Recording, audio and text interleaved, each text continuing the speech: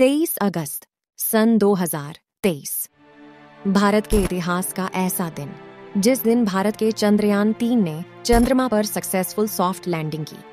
भारत का चंद्रयान 2 ये काम सन 2019 में ही कर लेता, पर क्रैश लैंडिंग की वजह से चंद्रयान 2 का मिशन फेल हो गया।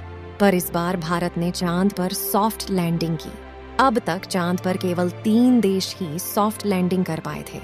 सबसे पहले चांद पर सॉफ्ट लैंडिंग रूस ने की, उसके बाद यूनाइटेड स्टेट ऑफ अमेरिका और फिर चाइना। पर आज के ऐतिहासिक दिन के बाद भारत चांद पर सॉफ्ट लैंडिंग करने वाला चौथा देश बन गया। चंद्रयान 3 के चांद पर लैंडिंग करने के बाद आपके मन में ये सवाल जरूर उठ रहा होगा कि अब आगे क्या होगा। क्या चंद्रयान 3 का मिशन केवल चांद पर उतरना ही था? आपको बता दे, ऐसा बिल्कुल भी नहीं है। आगे की कहानी इससे भी ज्यादा दिलचस्प है। आइए समझते हैं।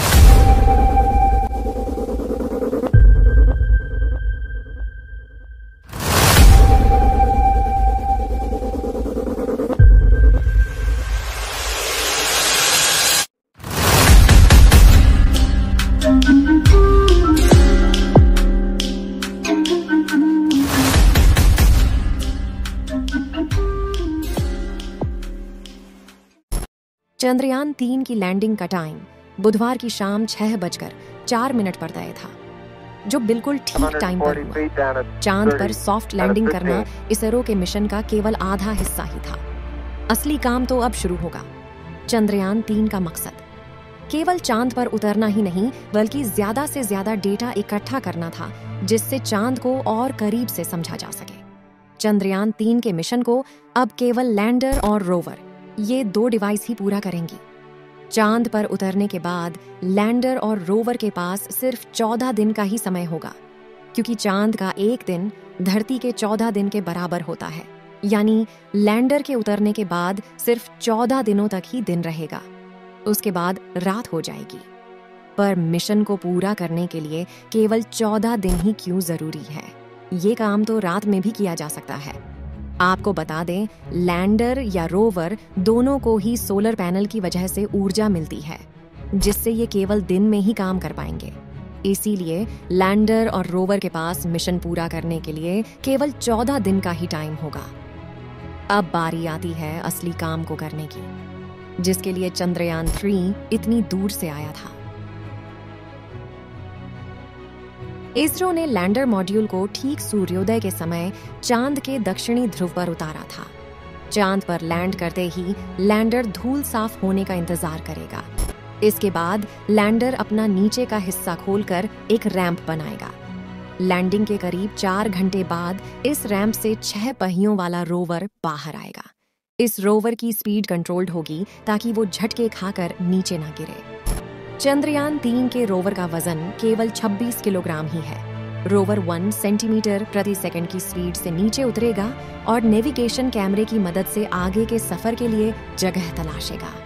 दरअसल असली काम चांद पर खड़े लैंडर का ही है, लेकिन वो जहां लैंड करेगा वहां से हिलेगा नहीं।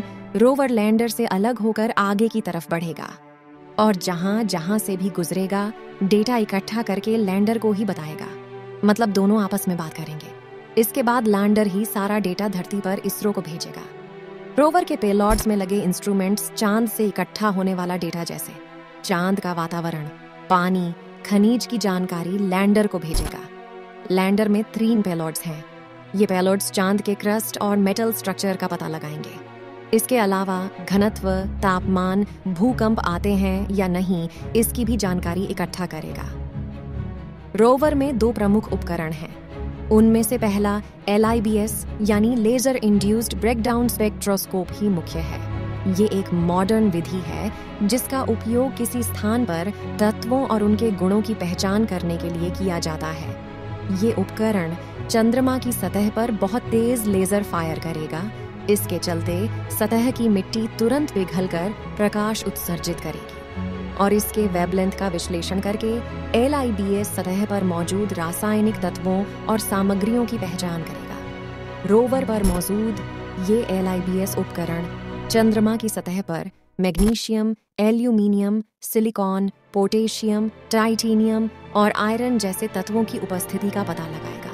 LIBS चंद्रमा की सतह पर 14 दिन बिताएगा और विभिन्न स्थानों पर विश्लेषण किए गए डेटा को लैंडर तक पहुंचाएगा। लैंडर उस जानकारी को भारतीय डीप स्पेस नेटवर्क को भेजेगा।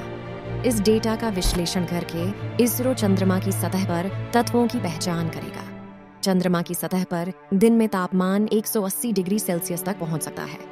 इस तापमान में रोवर और लैंडर आसानी से काम कर सकते हैं, जबकि रात के समय ये तापमान 0 से 230 डिग्री तक नीचे चला जाता है और उस स्थिति में इलेक्ट्रॉनिक उपकरण और बैटरी काम करना बंद कर सकते हैं। पर दिन के समय में मिशन को पूरा करने में ये समस्या नहीं होगी।